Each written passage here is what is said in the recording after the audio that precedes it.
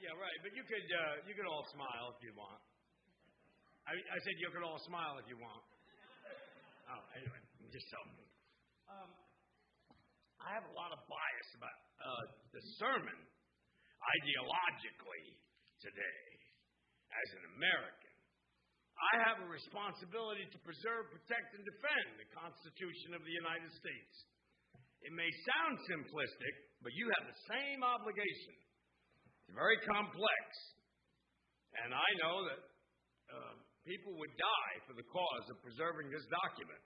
It was created hundreds of years ago as an experiment to see if our country could stand up to as a nation where people from the ground up determine the directions and the limitations of its citizens.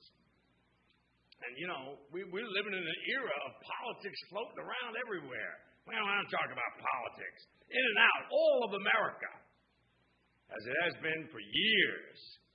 Now, one would have to be oblivious to the reality to deny an America that is happening today.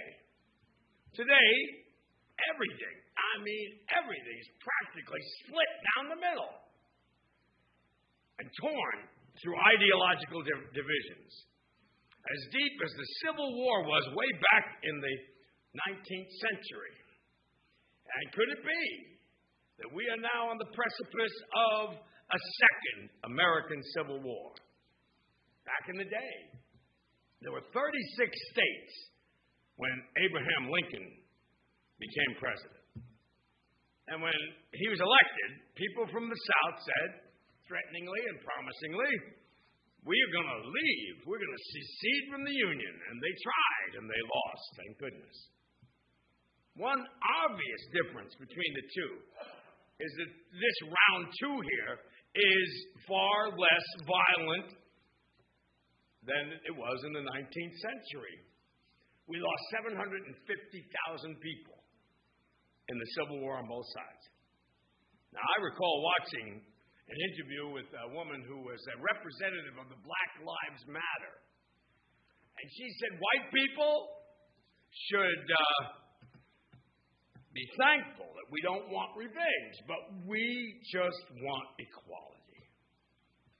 Now, I think it's safe to say there's more hatred today between opposing sides than there were during the time of the blue and the gray. Now, that hatred is palpable on both sides. And I'm not talking about extremists here. Journalists write articles on both sides of the hatred that they make a case for, the sides they oppose. These sentiments could be just easily have been written by American newspapers or Hollywood celebrities or anyone else a teeny bit to the right or left of center. And Fox News, what my son works for, can you believe that? Yeah. They do their spin, but so does MSNBC and all the other publications in between. What I'm most concerned about, and you're probably also concerned about, when will all this end? And on a lighter note, it's consoling to come to the conclusion that our similarities are greater than our differences. The average John Q. citizen vacillates between identifying with one side or the other, and as they lead up to voting. I suppose the reason is the fate of the nation hangs in the balance. Maybe. We all should have deep concerns, however, that we personally might be invested in the welfare of this country so that things don't go from bad to worse to catastrophic. One side could be characterized as conservative and a sympathizer to the right, a staunch advocate of one specific party. And the other side could be a sympathizer to the left, staunch advocate of the other specific party. Two sides expressing intense passion for their values and vision for America as they remain incompatible as they were in the 19th century leading up to the first Civil War. Oh, the question remains, and the jury is still out. Where and when and how is all of this going to end? During the time of conflict, who will be the defenders of what this country stands for? Which side will be viewed as repairers of the breach? For those among us who do not know what side you're on, and who cannot be certain about what the issues are, in the Second American Civil War, it's being fought over. I offer the list of most important areas of conflict. In the view of many, maybe most people, Americans do not fall entirely on either side. They're competing camps, but they're quite distinguishable. On one side, you call that the left. Liberals, leftists, green people, people that I identify with. They tend to agree with one another on almost major issues. And on the other side is the right. Conservatives, rightists, libertarians, they pretty much agree on stopping the left. But differ with one another more than they differ with the left. So, with your permission, I would like to just list some major differences I've come up with that appear to be tearing America apart.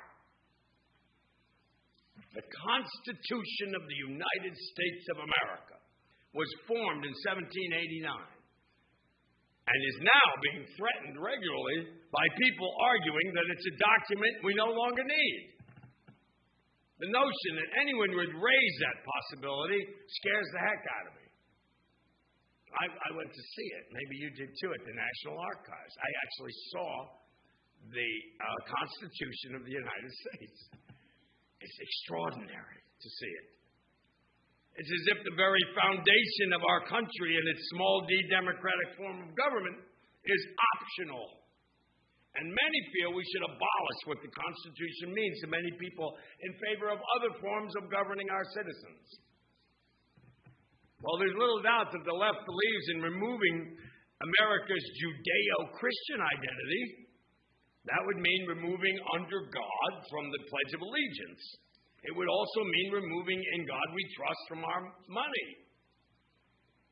The left believes maybe the Boy Scouts took too long to remove its pledge, the oath of God and country. Now, I was a Boy Scout. I remember supervising scouts who were going for their God and Country Award. I earned that, too, as a scout. The right believes if you destroy those symbols, it's tantamount to destroying America completely. The left regards America as morally inferior to European societies, and the abolition of the death penalty that we don't have, cradle-to-grave universal health care, and religious free life. And it doesn't believe there are distinctive American values worth preserving. The right regards America as the best hope for humanity and believes that there are distinctive American values, the combination of religion, Judeo-Christian society, a secular government, personal liberty, and capitalism. These are worth fighting for and dying for. It just amazes me how far apart these opposite positions have emerged. And it doesn't seem to me that anybody is in the mood for a compromise on any level. Kind of like what happened in our meeting on Saturday with the Article 2, the explanation of what happened. I don't think people were too willing to compromise in any way, shape, or form, nor should they.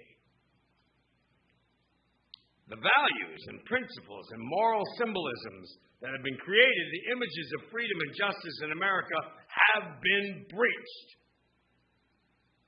The left believes that corporate America and companies, multinational corporations and otherwise, with their drive for the bottom line, profit, have had profoundly destructive effects on our country.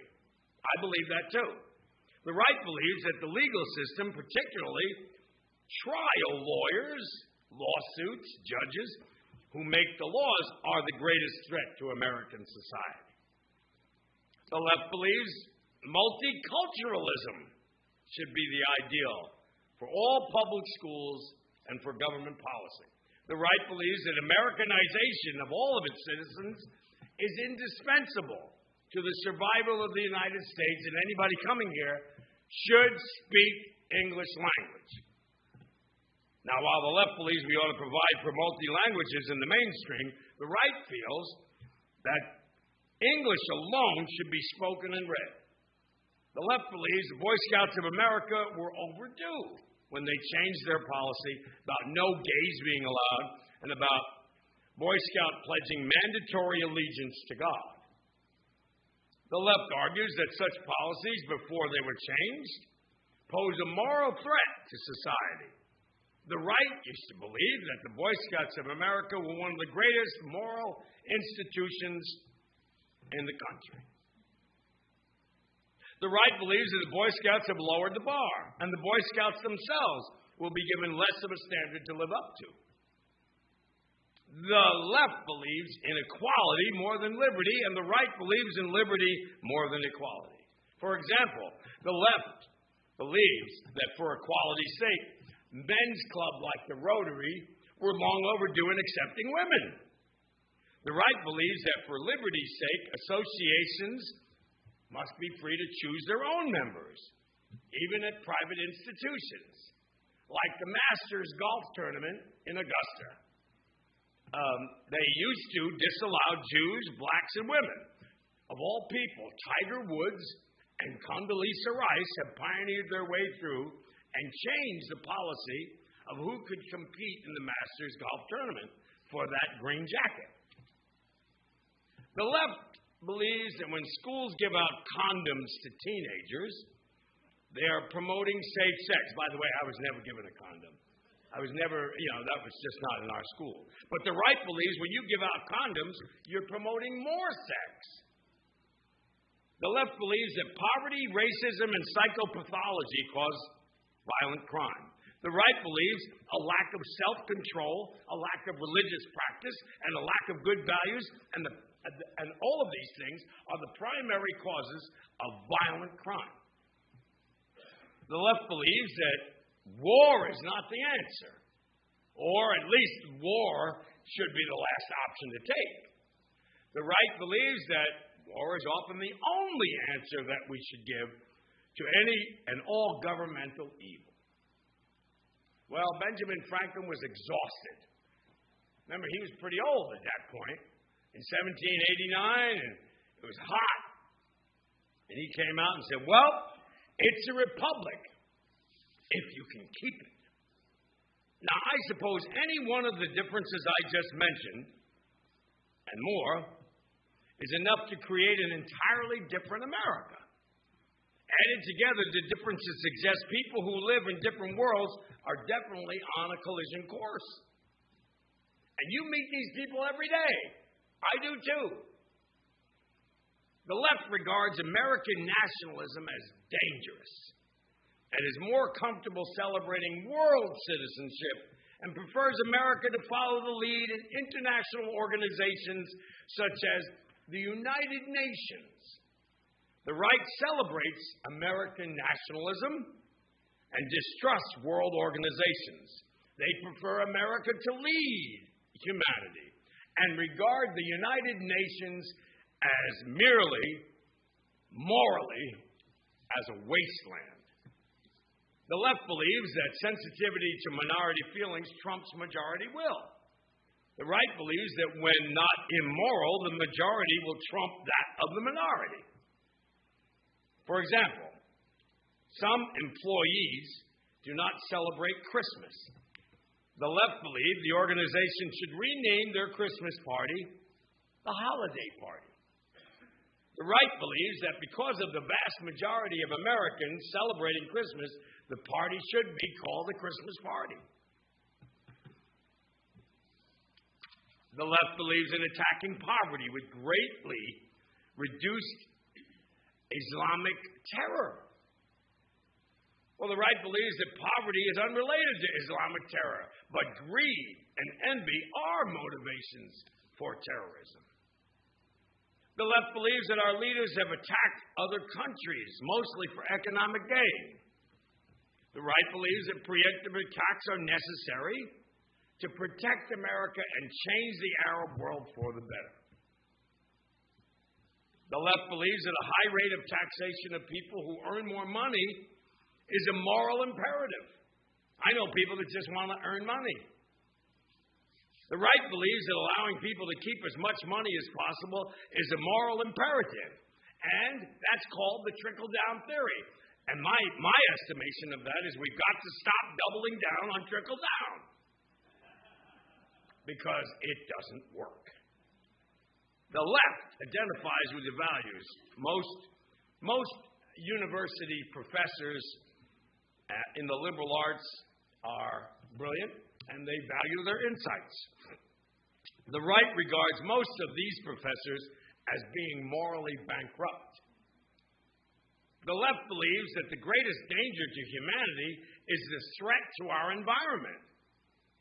Climate control and all that. The right believes that the greatest danger to humanity always has been human evil. The left believes that marriages should be redefined as they had been in 2015. You could marry the person you love. And by the way, that Supreme Court decision on June 21st, 2015, it was 5-4. One vote created the Marriage Equality Act. The right believes that the millennial-old definition of marriage between two sexes is inviolable. Well, if I could say the word, it would be better. Inviolable, yeah. And that it cannot be redefined by jurists. The left believes that in terms of parenting, all a child needs is love. Whether that love comes from a single parent or two men or two women or some other adult. But the right believes that children do best with the love of two married parents of the opposite sex. The left believes that opposing race-based college dorms, graduation ceremonies, congressional caucuses, or professional organizations is a racist mindset. The right believes that those race-based college dorms, graduation ceremonies, congressional caucuses, and professional organizations in and of themselves are racist. The left believes that labeling any enemy of the United States as being evil is wrong. So, there is no such thing as the Soviet Union being an evil empire. Iran, Iraq, North Korea are not the axis of evil. Mexico is not sending its worst and being obligated to pay for the wall. They're not rapists. The right believes that not labeling such regime as being evil is a sign of moral confusion, weakness, and appeasement. The left is preoccupied with health. Liberal parents are more likely to believe that it's okay for their teenager to cheat on a test, but not to smoke cigarettes.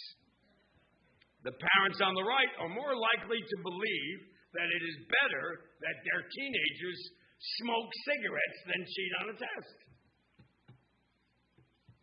The left believes that just as America and the Soviet Union were equally responsible for the Cold War, Israel and the Palestinians are equally responsible for the Middle East violence.